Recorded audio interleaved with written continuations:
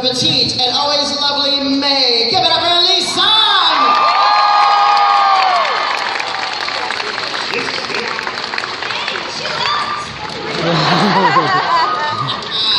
All right, guys. Before we return to them, I would just love for you to share your experiences on where Overwatch began for you individually. Well, there was this time, 9 years ago. I think all of us had the same kind of experience. It all kind of went through our casting agencies. And I know for me personally, it was probably the dream of a lifetime to be involved with something that Blizzard had their hands on. I remember doing the audition, I didn't hear anything about it for 6 months, and then they called me and were like, hey, I hope you can still do that really low voice. And I was like, I sure can. So that was the beginning of an amazing journey that's led me to all these amazing individuals on the stage and all of you amazing people here. So thank you guys very much for that. For me, the Overwatch experience really began maybe a few years before. I had worked with Blizzard on a few of the episodes of World of Warcraft, playing Akama. So the audition wasn't anything terribly too exciting. It was just a breakdown that said, you know, we're looking for a skinny Australian who's kind of like methed out, a little bit highly energetic, may or may not snort vitamin C, you know. So that's not official lore. Right, it's not official lore. Yeah, thank you. And the Junkrat voice was a voice that I did just on other auditions, just to try it out and see if it would kind of land somewhere for years. And I thought, one day this voice is going to land. And then yeah, Junkrat came along, and I didn't know what it was. I had no clue. If I had known, I probably would have blown it. So, for me, I was rollerblading in the street, and Jeff Kaplan saw me. He said, "Hey, I like your style, kid." No, that was it. You got moxie, kid. You got moxie. roller skating? You got moxie. Johnny Cruz is a rollerblading DJ. That's how he got started. This is crazy. No, same thing. I got they're called sides, and it's basically usually a picture and a couple lines that of the Pikachu, get out of here. Gotta catch up all, get out. Terrorizing us. And so basically, usually you get the kind of character drawing, but on this one it was an actual photo of like a young Latino boy with like a hat and like a skateboard. And I was like, oh, that's an interesting character. And it just kind of had a description of him being kind of like a bigger brother type who was really fun, cool, and somebody kind of you want to hang out with. And then it had 5 lines, that's it, that I had to do. Killed it, and then went home. And then, yeah, 2 months later, it was like, hey, the people from Overwatch really loved your audition. And at the time, it was under a code name because they don't want people to know. So I was like, what is that? I didn't audition for that. And then I was like,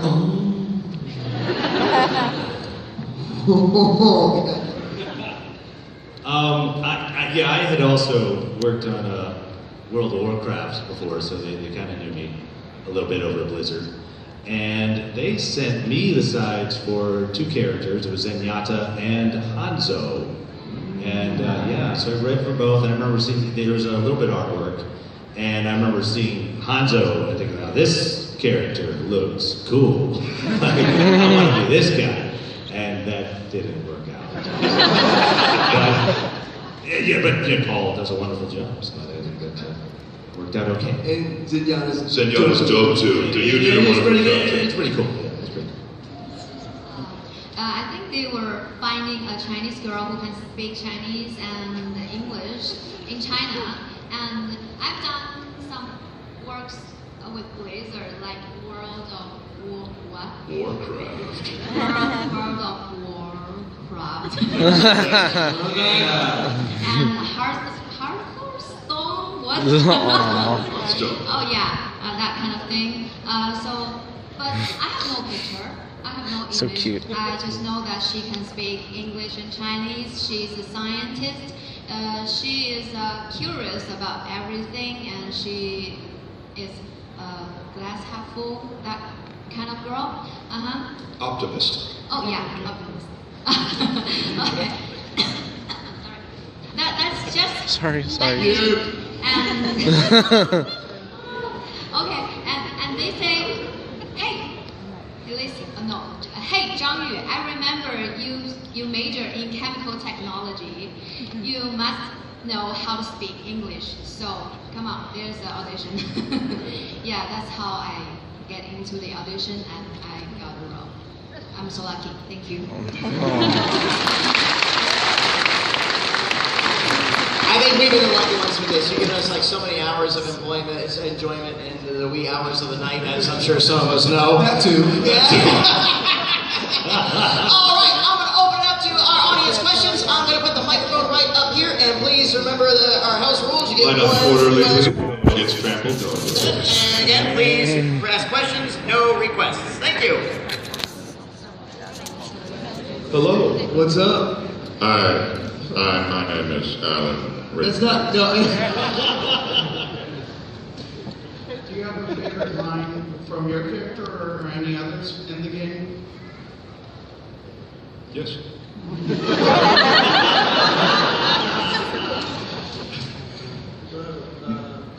Can't stop, won't stop. Yeah. I'm a big fan of the say bacon one more time. That's my word. Oh my god. It's my. Oh, maybe sorry. Yeah, sorry. In the first 968 I dreamt I was a butterfly. Thank you. You're welcome. Hey, Peter. I mean, Spider-Man. Spider-Man, sorry. His name is Spider-Man. So, how did you guys told the story of how you got the job at Overwatch. How did you guys get started with acting and how does it feel to be here now? Feels amazing. I mean, I've been acting since the 7th grade, and I'm an older gentleman. You can tell my age, I'm 90. But I think over the years, you want to connect with the people that are watching or experiencing your performance, right? I think there's a thing, of course, in a positive way. And I mean, for over 15 years in the business, I've never had such an overwhelming response to a performance that I've done, and it has meant so much because you do this stuff and you don't know if you sometimes don't see the people or you don't know if anybody even appreciates it. But this has been an overwhelming appreciation of the work, and that's just been overwhelming as a human being to experience and immensely positive. So the appreciation and gratitude that we receive, it's right back at the fans. So it's been an incredible journey, and thank you guys so much. Truly, thank you. Hey, boss, it's better. Can't get there. Exactly. My name is Gilbert, and my question is, if you can change your hero's weapon, what would it be? Oh, that's a good question, Gilbert. I like your shirt, by the way. Yeah, it's Gilbert's birthday. It's your birthday? It's Gilbert's birthday. Should we sing him We happy should birthday? together. We All all right. sing Gilbert's 1, 2, 3. Happy birthday to you. Cha cha cha. Happy birthday to you. Cha cha cha. Happy birthday, dear Gilbert. Happy birthday to you.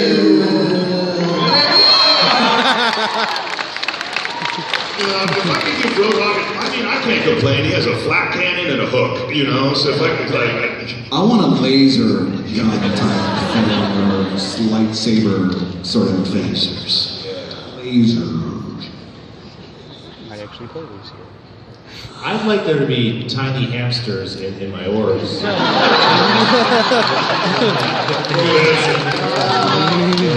be pretty cool. I mean, roller blades that are actually blades.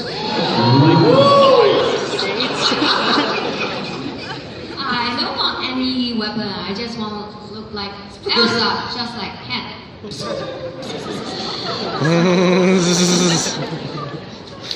Thank you. Hi, my name is Rebecca, and my question is, if you could create your own character for Overwatch, what would it be like? We could create our own hero. Not hair, but you know, I love the diversity in Overwatch. I love that it's a world worth fighting for. I love that there are strong women in the game that can be represented. I love seeing strong men. I like seeing that everyone's equally there. If I could personally pick a character, I'd like to see Jetpack Cat.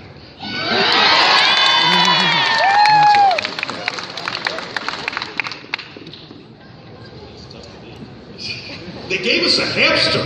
Like, we have a space monkey, a space hamster, two renegade, like a rat and a pig who live in the trash. It's a scientist. You know, we've got the best of all the worlds, I think. A newspaper creature. Wet newspaper. A wet newspaper creature. Yeah. That'd be really cool. I guess we can't beat that. No, all right. There you go, here's a pink one for you. Thank you for your question. Hey guys, name's CJ. If you had to pick one character other than your own, who would you be your favorite character? Who would be your favorite character? We're sitting on the panel with somebody right now. You may know. You want to tell them? Yeah. What did I say? Well, this wonderful woman is also the voice of Symmetra in the Chinese version, if you didn't know that. And she does a fabulous job in that too. Yes.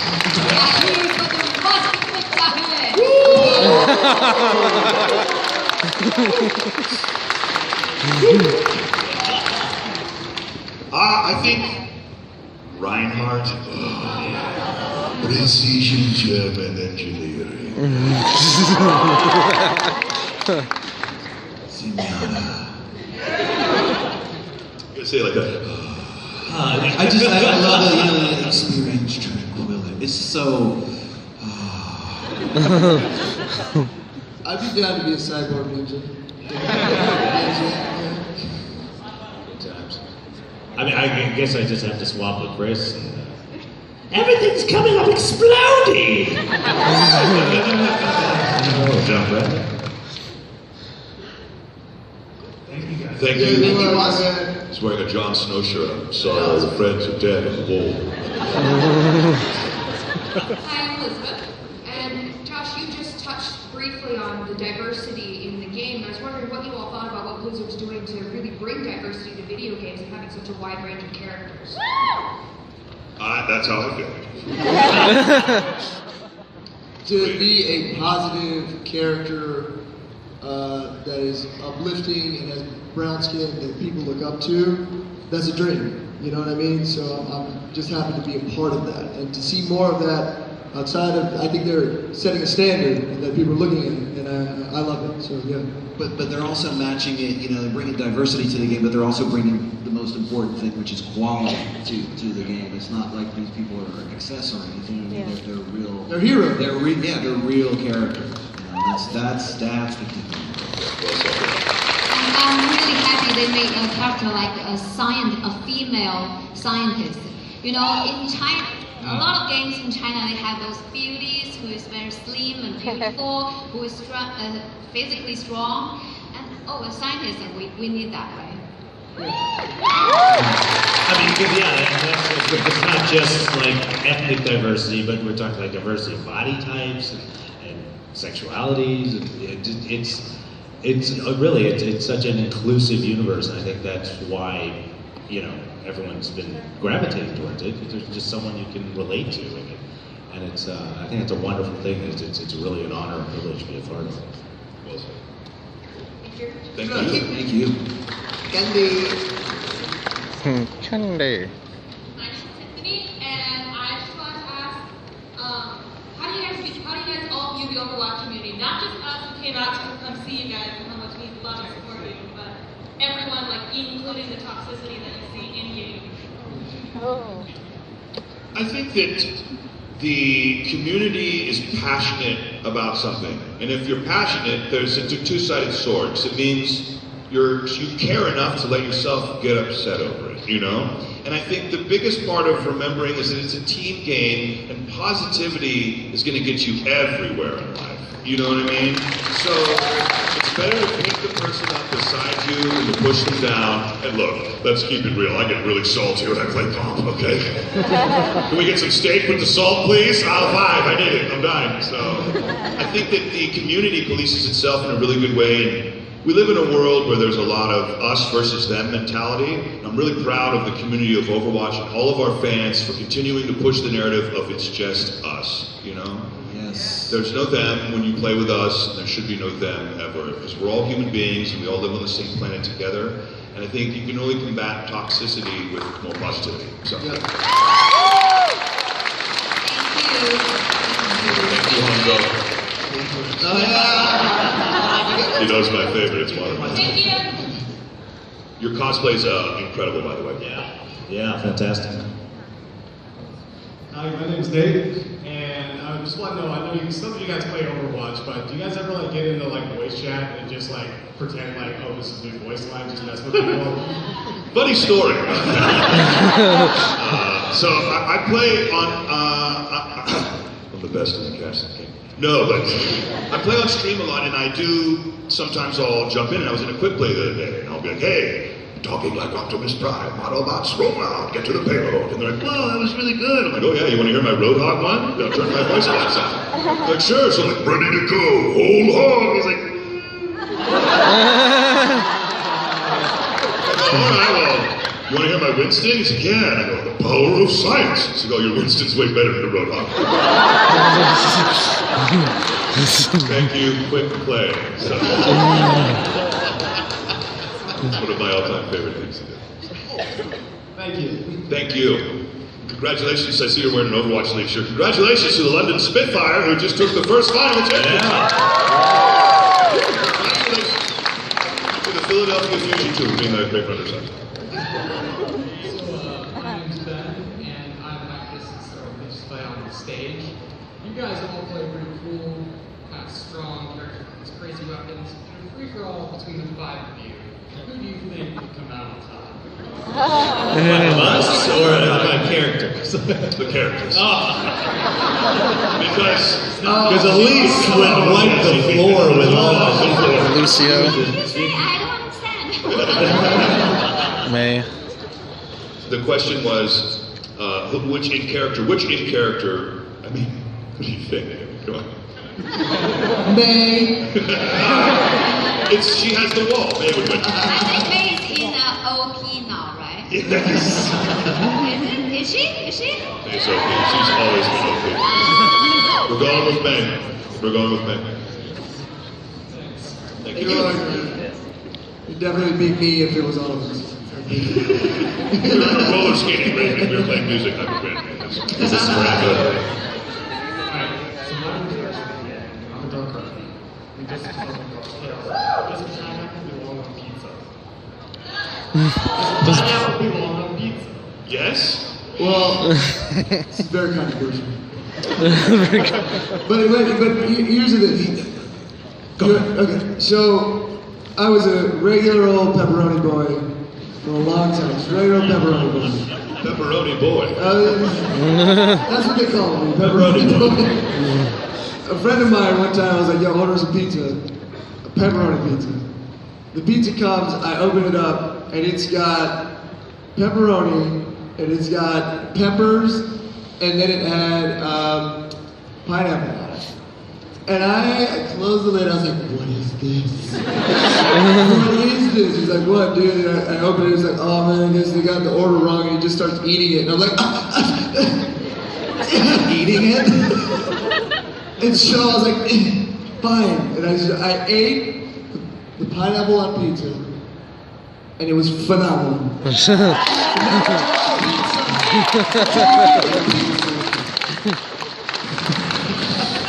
I agree. Chicken and pineapple all the way. Yeah. Oh yeah, those essence are pretty good.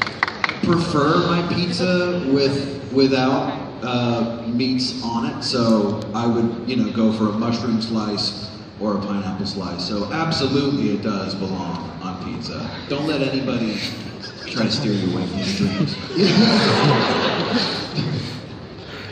Does pineapple belong No. on pizza? Does a submarine swim? Does it? It's like that question. It's like, is water wet? I tried hamburger with pineapple, and it was good. You're crazy. Yeah. It's that sweetness and the saltness. And I like Hawaiian burger. Yeah. This Sweet and salty debate has goes been together. solved forever. You know what? They have the McTerry burger in Hawaii. I just thought of it. But It's teriyaki sauce, pineapple on the burger. That's it. Yeah. Is anybody else really hungry? So if you want that McTerry, you got to go to Hawaii. Hey, Diva. Hi, again, my name's Jamie. I just want to say you guys are freaking awesome. Thank you. And also Josh rocking that mandolin. I just wanted to know, since y'all recorded a lot of voice lines, are there some voice lines that y'all did that y'all really liked but that couldn't make it a game? I mean, I've done so many, and I don't think are in the game. A lot of improv stuff too that never made it, but I also don't know if some of it made it in the game. I'm always surprised. I mean, I play the game and I'm like, where did they get back? Yeah. Did I say that? My character says, I have the feeling they've got a shield generator, and that's one of those lines I think is going away. But I like that line. I don't want it to go away. Anybody else? There you go. No, we just have recorded so many that it's hard to say. But I think Blizzard does a great job at kind of parceling things out a bit. They don't want to give you everything at once. You'll be surprised. Yeah, we're surprised most of the time. I think I've got all I want. In the BlizzCon, I said I want a line like, I'm just trying to help, and they got it. I was just trying to help. That's all I want. Michael Chu is listening everywhere. Thank y'all so much. Thank you. Thank you. What's your name? Dude. Hey, everybody, this is Maya. Hey, What's up, Maya? What's your question, Maya? If you could be any age in Overwatch, how old would you be? How old would you be if you could be any age in Overwatch? How old is Road Dogg, do you think? You were like cryogenically frozen, man. He's like 80. It looks great, Road Dogg is probably like late 20s. Yeah, Road Dogg's late 20s. Road Dogg has the body of like a 45-year-old man. So he's probably in his 40s, I would say 30s. Your 20s, you're just figuring stuff out, Who Did is you say 48 for Road Dogg? He's even old. You're old. I'm an old man. No, you know who's really old is Reinhardt. 57 for me, 57. 57. Yeah, nice and cantankerous age. 57. Zenyatta is in his 20s, I think. He's really not that old. I think I read that. I wouldn't mind. He's a robot. Yeah, he is a robot. Yeah, but I mean, he was built like 20. Yeah, he's a young, handsome. Thank you. Do robots age though? Yeah. Or just their firmware ages. Firmware age. We got to talk about They this. deteriorate. Definitely rusty. Hi, my name is Steven, and with so many entertainment personalities committing suicide, how do you guys maintain your mental health and all these voice actors, especially with so much toxicity in the Overwatch world? How do you guys handle that? It's an outstanding question. By engaging with things that you really enjoy that are outside of, acting and, the competitive nature of Los Angeles and so forth. Going on walks helps you clear your mind, honestly. Talking to people. Actually talking to Knowing people. that, If you feel down and you feel like crap, trust me, we've all probably been there too. And there's always going to be someone that you can talk to. There's a community online, you know, that you can go to, and you know, always reach out. You're never alone. Never alone. You're never alone. You know, and there's somebody out there who will help you, who loves you, who cares very much about you, and just knowing that sometimes it's. Do you feel like you're struggling with something? It was just because of the 1 year anniversary of Chester Bennington passing on Lincoln Park. He was one of my childhood heroes growing up. So seeing someone struggle that helped me out so much in my life. Yeah. Struggle with that, like I don't understand how stuff like that happens to people who are, you know. I think it's a great reminder to always know, like Theo said, you're never alone. We're all with you. We're all with each other on this world, you know, so believe in who you are. Absolutely.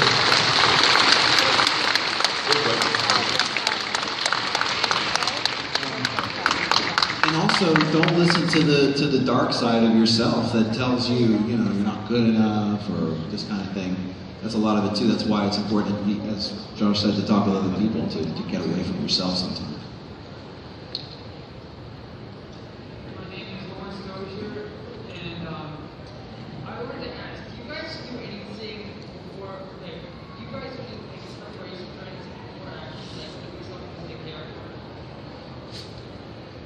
I definitely have to. You rollerblade to the studio. I rollerblade to the studio. I get that sweat on. He ties the Beats pills to his ears. Yeah, I think there's some level of like I have to be standing. I have to be relaxing the shoulders and kind of just ready to ha ho hey. You know, get that groove. Definitely the vibe is like a positive one. Usually after I do a lot of Lucio, I'm feeling like, haha, yeah, all right. You know, I have to put myself in that place. Yeah, so that's kind of a thing for me. Is just like I do have some coffee, and then I get myself amped. Coffee's a must. I was always doing the sessions in China, so because of the time difference, the session will always be 9 a.m. That's kind of early, you know, always be 9 a.m. And I would do like this. And sometimes I had to, amazing, to cheer me up, you know.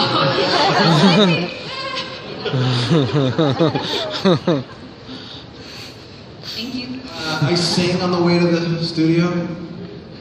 There you go. What do you sing? Whatever's on the way. That's the point. It's private for me on the way there. No, sorry. Yeah, no, I sing on the way to the studio. Helps. I drink room temperature water and yell at walls.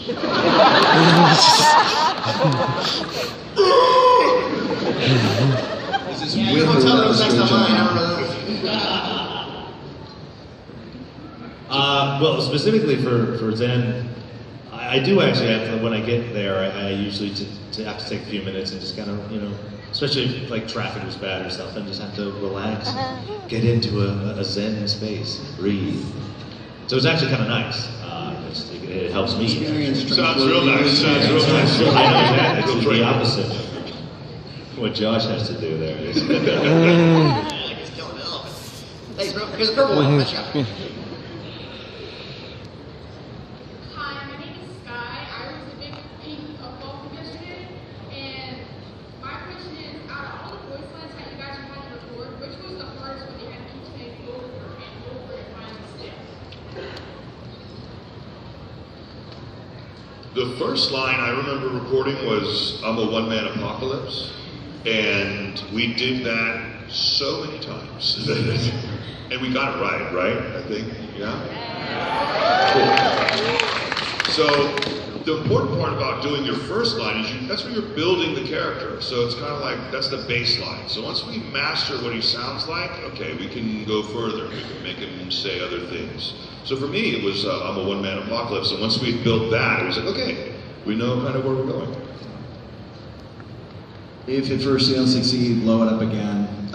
Took some tries to kind of get right, you know, the blow it up again, you know, that part. So yeah, that was more than 10 tries, I thought. Yeah, I did every one of my lines once and nailed it every time.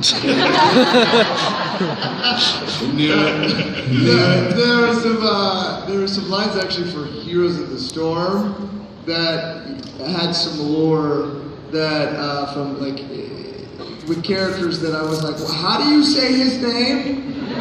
How am I going to do that as Lucio? You know, so though I think the Heroes of the Storm version I did was a little bit more tough and I had to redo. So yeah. I don't think there were any specific lines, but basically anytime we would have to do like kind of action stuff, like where it's a little more heated, was to try to find that place where it's like not too, you know, up there, like, you know, he's a robot, and so you have to kind of still keep it down a bit, so it's just that. I also take that back, the Portuguese lines were very difficult. I did like 10 lines in like 3 hours, and it was just intense. It sounds that I've never made before with my face or my mouth. Is that right? And they're like, no. So that was tough. So, yeah. I don't remember lines, but I remember words like something objective, something objective, like that. Like 20 times to get one that the pronunciation is clear enough, and something Antarctica. Oh, I can do that right now. Perfect. Because I practiced like 100 times. Antarctica, yeah. Cool, thank you. Thank you. Hey everyone, my name is Joseph. What's up, Joseph? My question is, has there been like any character fan arts online that y'all seen that y'all like, or have there been like little community shits that y'all seen y'all like Choice Maker or anything like that? A lot of it's incredible, man. Like some of the artwork that I just received at cons, I was like, oh, you did this, what? Because it's so much love is poured into all of it, and I find it fascinating, all the ships that you guys do. The Diva Lucio one's just been hilarious, it's been cute. What was who do they ship Lucio with? Huh? Who do they ship Lucio with? You don't know? I know about stuff. Zenyatta. Oh. All right. Orisa and Zenyatta, I ship that. Yeah, it's just super fun to watch you guys make up lore and create your own fan fiction and little comics. I think they're all super sweet. So I'm always looking at it. So keep doing it. The body pillow for Junkrat. I've signed a few of those. And the 8-bit art, you know, like the trying to be all 8-bit. I love that stuff. Good stuff. Good pixel art. There was a blaster. Is that blaster? A fan made it for me. I love it a lot. And my ship is here. My ship is Junker, right? Yeah. But I told you a lot of times I hate bullies. Oh. Mayhem. Oh, you like? I'm sorry. Thank you, bro. Hello, Doctor. My name is Andrew, and I was wondering if you guys had your character's ultimate in real life, what would you do with it? Like, what's the instance where you would use it? Our ultimates are very dangerous.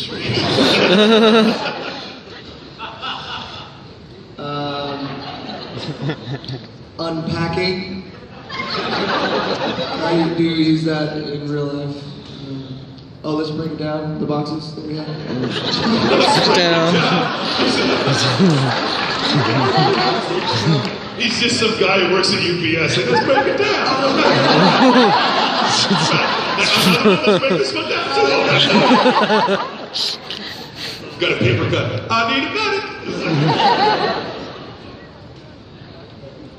I think the question was if we could use, what would we do with our ultimate in real life? Junkrat's is like a moving explosive, so I don't want to say he would do anything. with that, and mine is like opening up like just a cannon of scrap metal. Hers could be useful. Putting out fires would be really good, right? Put on fire? Yeah. What on fire? Well, if like there was a fire in real life, and you had May's like frozen orb that she throws, she'd be a really good firefighter, You're right? a hero. I was thinking I could froze all the people in Disneyland. I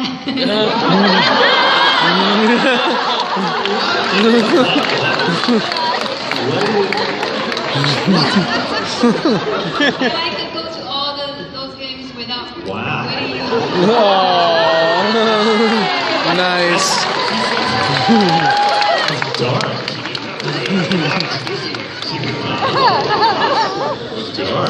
That was a great answer. Sorry. Seeing you in a whole new light. Well, I would never have a hangover. I mean, right? Right? Yeah. Thank you. Thank you, Doctor. Thank you, Doctor.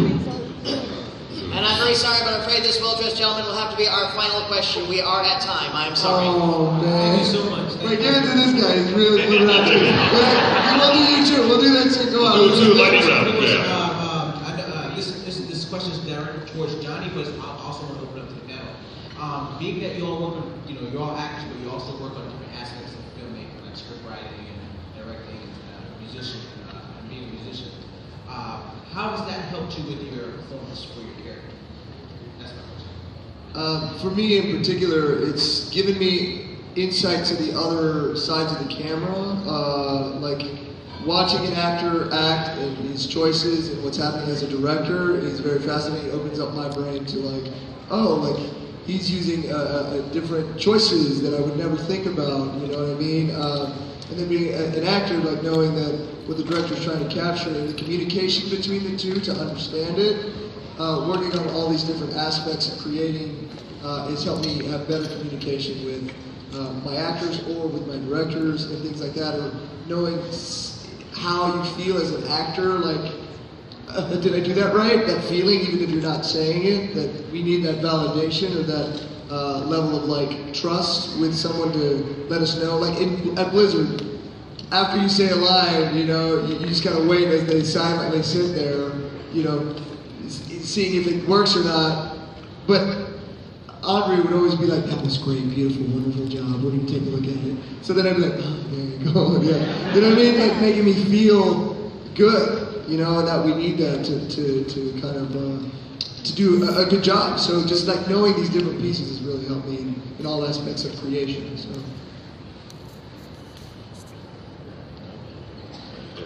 Yes. Yeah, all right, let's get it. It's our lightning round. Dude, we're at time. No, I'll tell you what. My stage manager just said, saw you jumping up and down, so all right. What's your name? Yeah, let's do it. Hey, Carlos, what's up, bro?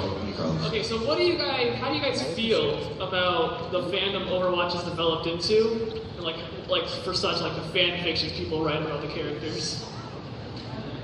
I think it's great. I think it's flattering to know that anyone would spend enough time in their creative pulse to write stories, draw pictures, or create adventures with the characters. And I'm always flattered and astounded by the level of creativity, love, warmth, and positivity this entire community has shown. So I'm always flattered.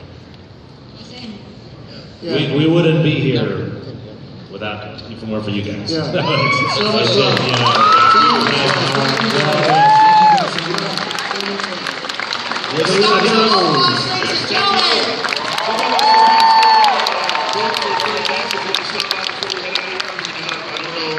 I'll be there for another 20 or 30 minutes. Maybe we'll be there. Be at our table still signing for another 30 minutes after this. All right, immediately after this, another 30 minutes. You got a question?